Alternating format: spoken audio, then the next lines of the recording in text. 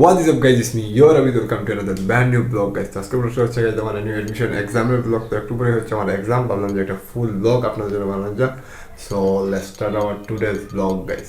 যেহেতু guys new এডমিশনটা সকালে পড়েছে, জানেন হচ্ছে খুবই সকাল সকাল ঘুম থেকে উঠতে হয়।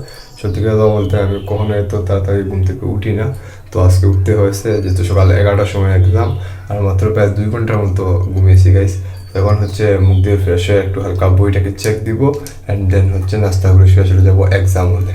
দেন তারপর ভাবলাম যে পুরোনো বছরের কোয়েশনগুলোকে একবার রিচেক দেওয়া যাক, যেহেতু এক্সাম হলে যাবো, এক্সামে কীরকম কোয়েশন আসবে সেগুলোর নিয়মটা একটু জেনে যাওয়া যাক। আর আমি গাইস কখনো পরীক্ষার আগের রাতে পড়ি না, আপনারা হয়তো অনেকে জানেন, আগের একটা ব্লগে আপনাদেরকে বলেছি। তাই ভাবলাম যে যেহেতু আমার কাছে এখন অনেক সময় আছে, বিগত বছরের কোয়েশনগুলোকে একবার রিচেক দেওয়া যাক। অন্তত পক্ষে যেই কোয়েশনগুলো আসবে সেগুলোর প্যাটার্ন তো বুঝতে পারবো। যাই হোক, এখানে বসে আমি প্রায় আধা ঘন্টা 45 মিনিটের মতো বিগত বছরের কোয়েশনগুলোকে চেক দিই। ফাইনালি গাইজ রেডি হয়ে গেছি, আর এখন হচ্ছে বাসা সবার কাছে যাবো, দেন হচ্ছে বিদায় নেবো। আর আমার দিকে আমার অ্যাডমিট কার্ড রেডি হয়ে গেছে, প্লাস হচ্ছে এখানে আমার এইচএসসি যে রেজিস্ট্রেশন কার্ড সেটাও রয়েছে।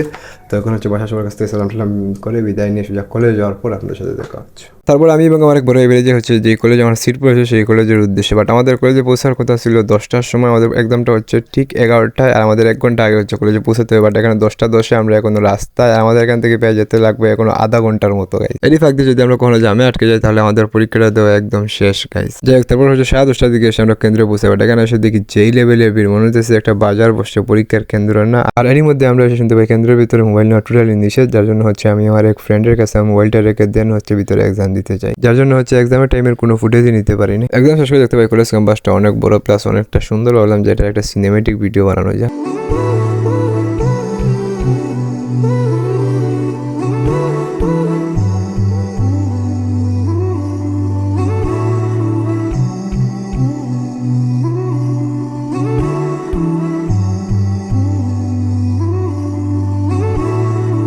যাই হোক, তারপর চলে আসি হচ্ছে বৃষ্টি, যার কারণে হচ্ছে আমরা একটা গাড়ি রিজার্ভ করে আমি এবং আমার ফ্রেন্ড সার্কেল সবাই মিলে চলে আসি হচ্ছে একটা ক্যাফের মধ্যে। ভাবলাম যে কিছু খাওয়া যাবে, প্লাস হচ্ছে বসে বসে কিছুক্ষণ আড্ডা দেওয়া যাবে। আর ক্যাফের সাথে দেখতে পাই ওয়েদারটা কিন্তু মারাত্মক লেভেলের সুন্দর ছিল। একদিকে হচ্ছে বৃষ্টি আসতেছিল আর প্লাস হচ্ছে বাতাস দিতেছিল।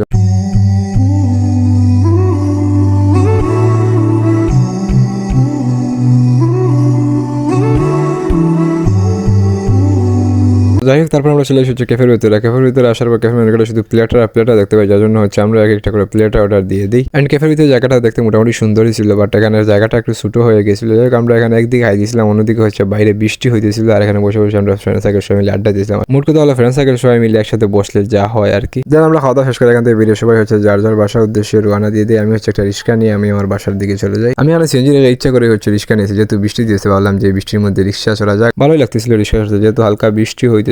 তো গাইস, এই ছিল আমার নিউ এডমিশনের ফুল ব্লগ। আই নো আপনাদের কাছে ব্লগটি ভালো লেগেছে, যদি ব্লগটি ভালো লাগে তাহলে লাইক করে দাও, আর আমাদের ইউটিউব চ্যানেল সাবস্ক্রাইব করে দাও। আর ফেসবুক পেজ থেকে দেখে থাকলে অবশ্যই পেজটি ফলো করতে ভুলবে না। দেখা হচ্ছে ইন্টারেস্টিং ব্লগে। টাটা।